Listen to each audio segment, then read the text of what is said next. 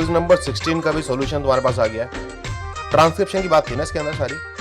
Question number 1 था, इनमें से कौन सी बात एक्यूरेट ट्रांसक्रिप्शन के लिए जरूरी नहीं है। अब ट्रांसक्रिप्शन के लिए होता क्या है यार, डीएनए चाहिए होता है। डीएनए में वो जगह चाहिए होती है जहां आरएनए पॉलीमरेज बाइंड कर सके, आरएनए पॉलीमरेज की बाइंडिंग होती है, और फिर वो प्रोटीन भी चाहिए होते हैं जो ट्रांसक्रिप्शन में हेल्प करते हैं। तो यहाँ रेगुलेटरी इन्फॉर्मेशन भी चाहिए होती है, प्रोटीन भी चाहिए जो डीएनए से बाइंड करते हैं, और वो प्रोटीन भी चाहिए जो कॉपी करेंगे डीएनए को, दैट मींस आरएनए पॉलीमरेज। जहां रेगुलेटरी सीक्वेंस की बात में तुम्हें याद है प्रमोटर थे, टर्मिनेटर थे, तो प्रोटीन जो बाइंड कर रहे थे डीएनए से ये थे ट्रांसक्रिप्शन फैक्टर्स वगैरह, और प्रोटीन जो कॉपी कर रहे हैं ये हैं आपके आरएनए पॉलीमरेज। तो आंसर है इसके कि ये सभी बातें रिक्वायर्ड है। Question number 2, closed promoter complex, इसमें क्या होता है एक के अलावा। अब तुम्हें याद होगा कि जब भी कभी डीएनए से आरएनए पॉलीमरेज सिग्मा फैक्टर आके बाइंड करते हैं तो इसे बोलते हैं हम लोग क्लोज्ड प्रमोटर कॉम्प्लेक्स।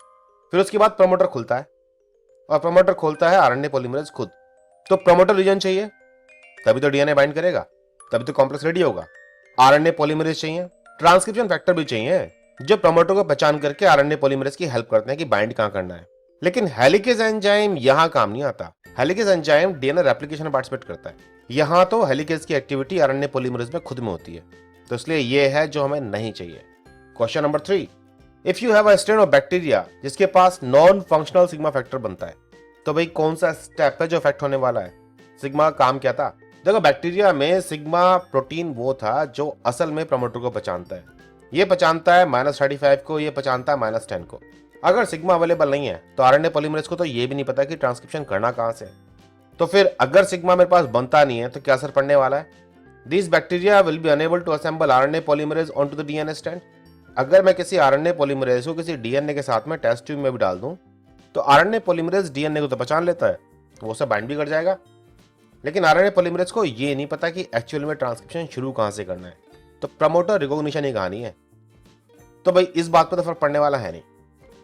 ये बैक्टीरिया पहचान नहीं पाएंगे और ना ही टाइटली बाउंड कर पाएंगे प्रमोटर रीजन से, क्योंकि सिग्मा एलिमेंट का यही तो काम था। तो ये है जिस पर असर पड़ने वाला है। क्लोज्ड कॉम्प्लेक्स को ओपन कॉम्प्लेक्स में कन्वर्ट करने की कहानी सिग्मा की कहानी नहीं है। सिग्मा तो रिकॉग्निशन करवाने में हेल्प करता है। एक बार आरएनए पॉलीमरेज ठीक से बाइंड कर गया तभी तो आएगी बात ओपन से क्लोज्ड की या क्लोज से ओपन की। लेकिन पहला स्टेप ही तो है जो कंट्रोल में है, ट्रांसक्रिप्शन फैक्टर सिग्मा के। ये आरएनए सिंथेसिस नहीं कर सकते ओपन कॉम्प्लेक्स बनने के बाद। यार आरएनए एक बार बनना शुरू हो गया ना तो उसके बाद तो वैसे भी सिग्मा की जरूरत नहीं पड़ती, क्योंकि स्टेप है एलोंगेशन। सिग्मा की जरूरत है केवल इनिशिएशन के लिए। एलोंगेशन के लिए या तो कोई प्रोटीन नहीं होता या फिर नस ए की बात करते हैं हम लोग। Question number 4, which is the primary factor involve in the termination of RNA synthesis. अब तुम्हें याद होगा कि जब कभी ट्रांसक्रिप्शन का टर्मिनेशन होता है बैक्टीरिया में तो खास तौर से या तो वो रो डिपेंडेंट है या रो इंडिपेंडेंट है। रो नाम का एक होमो हेक्सामर था जो एटीपी खर्च करके रट नाम की साइट से बाइंड करता है आरएनए पर और फिर मूव करता है आरएनए के साथ, और ये जहां से आरएनए बाहर निकल रहा होता है आरएनए पॉलीमरेज से वहां ब्लॉक कर देता है, जिससे जो आरएनए डीएनए हाइब्रिड के रीजन है वहां की हाइड्रोजन बॉन्डिंग ब्रेक हो जाती है। अब ये काम या तो रो करवा सकता है या फिर बिना रो के भी हो सकता है अगर टर्मिनेशन हेयर पिन लूप बन जाए। तुम्हें याद होगा इस हेयर पिन में क्या था, एक स्टेम। ये स्टेम जी से रिच होता है, इसे बोलते थे हम लोग हेयर पिन स्टेम। और इसके बाद में पॉलीयूकरण। और ये भी सीखा था आपने कि जब कभी डीएनए के स्टैंड से एडेनिन और आरएनए के यूरासिल्स आपस में बाइंड करते हैं तो सबसे कमजोर पेयरिंग है। टर्मिनेशन में इसी पेयरिंग का उखड़ना जरूरी है। जब तक ये उखड़ेगा नहीं टर्मिनेशन होगा नहीं। तो ये सारी कहानी केवल इस रीजन में स्ट्रेस मारने के लिए होती है ताकि आरएनए डीएनए डुप्लेक्स टूट सके। तो अब क्वेश्चन को ध्यान से देखो, कौन से वो फैक्टर हैं जो आरएनए सिंथेसिस की टर्मिनेशन में इन्वॉल्व होंगे। स्टेबलाइजेशन डीएनए आरएनए हाइब्रिड की नहीं भाई साहब, डीस्टेबलाइज की बात कर रहे थे हम लोग। स्पेसिफिक टर्मिनेशन सिग्नल बनने की कहानी नहीं, टर्मिनेशन सिग्नल बनने की कहानी नहीं होती। वहां तो या तो सिग्नल बनेगा या फिर प्रोटीन आएगा। डीस्टेबलाइज करते हैं hydrogen bonding between DNA RNA with in the open complex. ये वो आंसर है कि जहां डीएनए खुला हुआ है आरएनए पॉलीमरेज के अंदर ओपन कॉम्प्लेक्स, वहां पर जो डीएनए आरएनए के हाइब्रिड हैं वो तोड़े जाएंगे या तो हेयर पिन बना करके या फिर रो के द्वारा। तुम्हें यह भी याद रखना चाहिए कि यूकैरियोट्स के अंदर जो टर्मिनेशन है उसमें पॉलीएडिनाइलेशन का भी रोल है। रिकॉग्निशन और termination signal on the DNA. Termination का सिग्नल डीएनए पर रिकॉग्नाइज नहीं होता। आरएनए में थी रट सीक्वेंस। अगर रो नाम का प्रोटीन भी आया था बाइंड करने के लिए तो उसने आरएनए को पहचाना था। एक्चुअली में टर्मिनेशन में तो भाई डीएनए से कोई इंटरेक्शन ही नहीं है, सारी कहानी आरएनए के साथ। तो इसका आंसर हो गया तुम्हारा third. Question number 5, which statement could not describe both eukaryotic and prokaryotic transcription। Transcription के फंडामेंटल प्रिंसिपल क्या है। एक डीएनए चाहिए, कुछ ट्रांसक्रिप्शन फैक्टर आरएनए पॉलीमरेज चाहिए, और सीधी सी बात है भाई डीएनए कॉपी करना है। हमेशा जब भी आरएनए बनेगा डीएनए कॉपी करके, तो जिस स्ट्रैंड को कॉपी किया जाएगा उसे हम टेम्पलेट बोलते हैं, और आरएनए की बनने की डायरेक्शन डीएनए वाली होती है 5 prime to 3 prime. Promoter element in the DNA are required for polymerase binding. इन्होंने पूछा हुआ है कि कौन सा रिक्वायर्ड नहीं है, तो प्रमोटर के बिना तो कभी ट्रांसक्रिप्शन शुरू होता नहीं है। चाहे यूकैरियोट की बात कर लो चाहे प्रोकैरियोट की बात कर लो, ट्रांसक्रिप्शन की मशीन को प्रमोटर पे आके ही असेंबल होना है। Transcription factor control the binding of RNA polymerase. जहां बैक्टीरिया के अंदर सिग्मा नाम का प्रोटीन था जो हेल्प कर रहा था आरएनए पॉलीमरेज को कि भाई कहां प्रमोटर है पहचान लो, तो वहां यूकैरियोट्स के अंदर डिफरेंट तरह के ट्रांसक्रिप्शन फैक्टर थे, TF2 B D, याद है। RNA polymerase open a double stranded DNA to expose the template strand. RNA polymerase में अपनी खुद की हेलिकेज एक्टिविटी होती है। हाँ, यूकैरियोट्स में उसके लिए ट्रांसक्रिप्शन फैक्टर सेकंड एस था, लेकिन हेलिकेज एक्टिविटी दिखाएगा, स्टैंड खुलेगा। याद रखना ये अलग से हेलिकेज नहीं आता यहाँ पे, तो ये बात भी ठीक है। आरएनए पॉलीमरेज कैटलाइज करता है आरएनए की सिंथेसिस, बिल्कुल ठीक है, लेकिन क्या ये 3 प्राइम टू 5 प्राइम सिंथेसिस है? सिंथेसिस हमेशा 5 प्राइम टू 3 प्राइम होती है, चाहे तुम आरएनए की बात करो चाहे डीएनए की। तो इसलिए नोट के हिसाब से ये है वो ऑप्शन जो गड़बड़ है। क्वेश्चन नंबर 6, इनमें से कौन सा स्टेटमेंट सिग्मा फैक्टर के बारे में करेक्ट नहीं है? ये नहीं वाली बातों पर थोड़ा ध्यान दिया करो। सिग्मा फैक्टर एक ट्रांसक्रिप्शन फैक्टर था, बिल्कुल ठीक है। सिग्मा 70 एक जर्नल ट्रांसक्रिप्शन फैक्टर है, तुम्हें ये टेबल तो याद होगा। सिग्मा 70 हाउसकीपिंग जीन एक्सप्रेशन, मतलब जर्नल ट्रांसक्रिप्शन फैक्टर। तो सिग्मा 32 हीट शॉक के लिए था, और सिग्मा 54 नाइट्रोजन अपटेक के लिए था। मतलब जो जीन नाइट्रोजन अपटेक के लिए जरूरी होती है उनके प्रमोटर को पहचानने का जिम्मा सिग्मा 54 का है। ये है जो आरएनए पॉलीमरेज को लेके आता है नाइट्रोजन अपटेक वाले जीन्स को ऑन कराने के लिए। तो सिग्मा 32 हीट शॉक प्रोटीन बनाने वाले जीन को एक्टिवेट करवाता है, यानी कि आरएनए पॉलीमरेज को बताता है कि भाई कहां कहां पर जीनोम में वो जीन है जो जीन हीट शॉक प्रोटीन बनाती है। उस सिग्मा को हम 32 बोलते हैं। तो सिग्मा 70 जर्नल ट्रांसक्रिप्शन फैक्टर है, बिल्कुल ठीक है। सिग्मा 32 चाहिए मुझे आयरन ट्रांसपोर्ट जीन एक्सप्रेस कराने के लिए, भाई आयरन ट्रांसपोर्ट के लिए सिग्मा 32 नहीं होता। आयरन ट्रांसपोर्ट के लिए तो सिग्मा 18 था, जिसे हम लोग FECI भी कहते हैं। ये टेबल इसीलिए दिए गए थे ताकि तुम इन सिग्माओं के नाम याद कर सको और टाइम पढ़ने पर इसको यूज में ला सको। तो ये है जो गलत है। सिग्मा 54 नाइट्रोजन मेटाबॉलिज्म के लिए जरूरी था, ये ठीक थी इंफॉर्मेशन। सिग्माओं के नाम याद करने में कोई बुराई नहीं है कि कौन क्या काम करता है। Transcription of a part of DNA molecule जिसकी न्यूक्लियोटाइड सीक्वेंस दे रखी है उन्होंने AAA, CAA, CTT, result in an messenger RNA with which complementary sequence। अब उन्होंने डीएनए की सीक्वेंस दे रखी है और आरएनए की सीक्वेंस पूछ रखी है। क्वेश्चन सिंपल है, इतनी कॉम्प्लिकेट भी नहीं है। तुम्हें याद होगा कि जब भी कभी डीएनए कॉपी करना होता है तो डीएनए का जो टेम्पलेट स्टैंड है उसे कॉपी किया जाता है, और जो आरएनए की सीक्वेंस निकल के आती है वो एग्जैक्टली वही होती है जो कि नॉन टेम्पलेट स्टैंड की थी। देखो GCA, बस टी की जगह पर यू होता है। तो अब अगर मेरे पास डीएनए की सीक्वेंस है AAA, CAA, CTT, तो जो आरएनए बनेगा ऐसा complementary UUU, GUU, GAA। Answer है तुम्हारा सेकंड। यहां तो क्वेश्चन आसान था। क्वेश्चन में क्योंकि 5 प्राइम 3 प्राइम की बात नहीं दे रखी थी, अगर यहाँ 5 प्राइम 3 प्राइम की बात भी दे रखी होती तो तुम्हें ध्यान देना चाहिए था।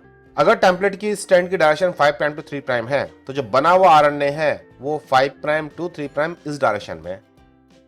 अगर एग्जाम में ऐसा क्वेश्चन होता तो हो सकता था कि आपको ऑप्शन में कहीं पर AAG, UUG, UU लिखा होता और तुम ये ढूंढ रहे होते शुरुआत में। तो हमेशा डायरेक्शनलिटी को ध्यान रखो।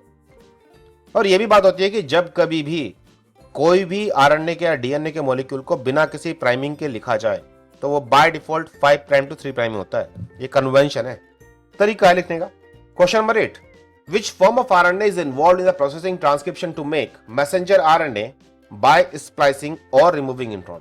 सिंपल सा क्वेश्चन है कि कौन सा आरएनए का मॉलिक्यूल ऐसा है जो मैसेंजर आरएनए की प्रोसेसिंग में इन्वॉल्व होता है।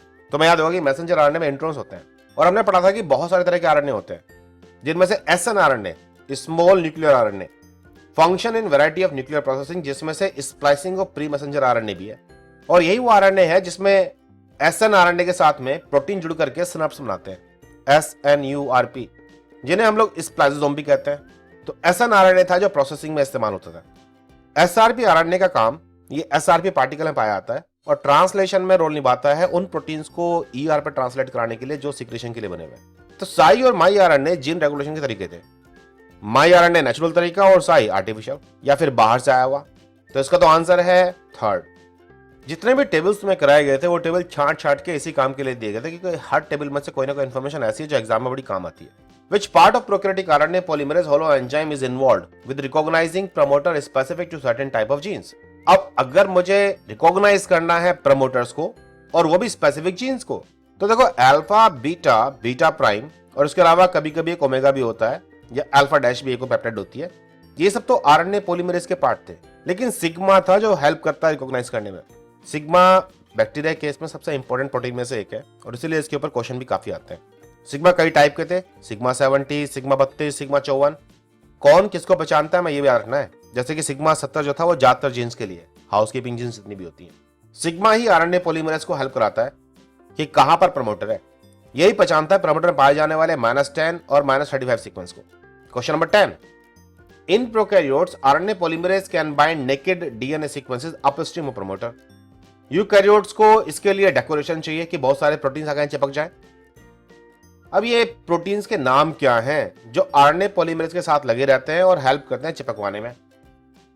प्रोकैरियोट्स में तो कहानी सिंपल थी, केवल आरएनए पॉलीमरेज सिग्मा की कहानी। लेकिन यूकैरियोट्स में हमने देखा था कि पहले डीएनए के ऊपर आकर के प्रोटीन चिपकते हैं, जैसे कि transcription factor second D, second A, second B. जब ये सब आ जाएंगे तो फिर सेकंड एफ लेके आता है आरएनए पॉलीमरेज 2 को और फिर आके बाइंड करता है प्रमोटर से। इसी को हम लोग बोलते थे इनिशिएशन इवेंट्स। और एक बार इनिशिएशन हो गया तो फिर ट्रांसक्रिप्शन फैक्टर सेकंड एच और एफ भी आते हैं और आरएनए पॉलीमरेज के सी टर्मिनल डोमेन का हेवीली फॉस्फोराइलेशन होता है। इसी के बाद ट्रांसक्रिप्शन शुरू हो पाता है। यूकैरियोट्स में बहुत सारे ट्रांसक्रिप्शन फैक्टर होते हैं, ये तो कुछ ही दिखा रखे हैं जर्नल। इसके अलावा मीडिएटर कॉम्प्लेक्स और बहुत कुछ है, और वो सब मिलकर के डीएनए को स्लैग बनाते हैं कि आरएनए पॉलीमरेज पहचान सके और उसका ट्रांसक्रिप्शन शुरू कर सके। इन प्रोटीन्स को हम लोग कलेक्टिवली ट्रांसक्रिप्शन फैक्टर्स कहते हैं। जीन रेगुलेशन में भी बहुत रोल है इनका। यही है जो कभी ऑन कभी ऑफ होते रहते हैं और कंट्रोल करते हैं कौन सी जीन एक्सप्रेस होनी है और कौन सी नहीं होनी। Option number 4। Question number 11, the region of gene which tells RNA polymerase where the genetic message is located is called. DNA का वो रीजन जो आरएनए पॉलीमरेज को यह बताए कि भाई यहां से पढ़ना शुरू करना है, बट वैसा वो प्रमोटर है। अगर +1 से स्टार्ट हुआ पढ़ना तो +1 से जस्ट पहले प्रमोटर रीजन, ये वो जगह है जहां आरएनए पॉलीमरेज आके बाइंड करता है, और जहां ट्रांसक्रिप्शन खत्म करना होता है वो टर जगह होती है, टर्मिनेशन साइट। तो प्रमोटर वो जगह हो गई जहां से पहचाना जाएगा कि जीन में मैसेज है कहां पर। तो इनिशिएटर वो सीक्वेंस है जहां से ट्रांसक्रिप्शन शुरू होता है, +1 जहां आता है। ट्रांसक्रिप्शन फैक्टर वो प्रोटीन्स थे जो इन सबका पहचानते हैं। स्टार्ट कोडोन वो 3 न्यूक्लियोटाइड का सेट है जहां से ये डिसाइड होता है कि ट्रांसलेशन शुरू होना है, प्रोटीन सिंथेसिस। आरएनए बनने के बाद जब राइबोसोम आता है, तो इसका आंसर है 1। क्वेश्चन नंबर 12, बैक्टीरिया का आरएनए पॉलीमरेज होलो एंजाइम। देखिए, जब हम लोग नॉर्मल आरएनए पॉलीमरेज की बात करते हैं तो इसमें 5 पेप्टाइड हो सकती हैं, alpha, alpha dash, beta, beta dash और ओमेगा। कई बार हम ओमेगा जिक्र करते भी नहीं है, बट अगर इस आरएनए पॉलीमरेज में मैं सिग्मा ऐड कर दूं तब जाके बनता है होलो एंजाइम। जब तक आरएनए पॉलीमरेज अकेला है तो ये कोर एंजाइम है जो ट्रांसक्रिप्शन तो कर सकता है लेकिन रिकॉग्निशन नहीं कर सकता। अब अगर यहां पे आके हम लोग सिग्मा भी बाइंड कर दें तो ये बन जाएगा होलो एंजाइम। तो bacteria RNA polymerase holo enzyme consist of 4 peptides? नहीं भाई, अगर मैं सिर्फ 4 वाली बात भी करूं कि alpha, alpha dash, beta, beta dash, अगर ये भी होती हैं तब भी 4 पेप्टाइड तो यही होगी जो कोर में है। और नॉर्मली हमने कुछ बैक्टीरिया के अंदर ओमेगा भी देखा है, मतलब 5 हो जाती हैं कोर के अंदर प्लस सिग्मा। तो अगर 4 भी थी तो 5 हो गई, तो इसका मतलब ये स्टेटमेंट फॉल्स है। कोर एंजाइम के अंदर अगर नॉर्मल लिटरेचर की बात करूं, नॉर्मल किताबों के अंदर लिखा हुआ है कि 4 पेप्टाइड कोर की प्लस 1 सिग्मा की, मतलब 5 होती है। और जहां पे ओमेगा का भी जिक्र करते हैं तो 5 हो गए तुम्हारे कोर के प्लस 1 ये, तो 6 हो गए। तो ये 4 से मिनट का नहीं है, इसलिए आंसर फॉल्स है। देखो, इन टेस्ट में जो भी काम किया गया है, क्वेश्चनों का सॉल्यूशन तो अपनी जगह है, लेकिन इंफॉर्मेशन का रिवीजन भी है। अब नोटिस करो कि जब तुम्हारे लेक्चर को तुम देखते हो तो उसमें से कुछ चीजें उठ के हैं वापस आती हैं। ये वो चीजें हैं जो एग्जाम के पॉइंट ऑफ व्यू से बहुत इंपॉर्टेंट है। जितनी बातें हमने की हैं इन क्वेश्चनों को सॉल्व करने के लिए, प्लस उसके आसपास की इंफॉर्मेशन और भी याद रहनी चाहिए। जैसे सिग्मा में अगर हमने 32 की बात करी है या 54 की बात करी है, 70 की बात करी है, तो जो बाकी सिग्मा है वो भी हमें देखने चाहिए। अगर हमने एसएन आरएनए की बात करी है तो माइसाई की भी बात करनी चाहिए, एसएनओ की भी करनी चाहिए। अगर मैं एक टाइप के आरएनए के पॉलीमरेज की बात कर रहा हूं तो मुझे बाकी आरएनए पॉलीमरेज का भी पता होना चाहिए। इसलिए इन क्विज को रिवीजन की तरह भी लेके चलना, इनके सॉल्यूशन को भी। चलो फिर मजा करो। Okay, bye bye.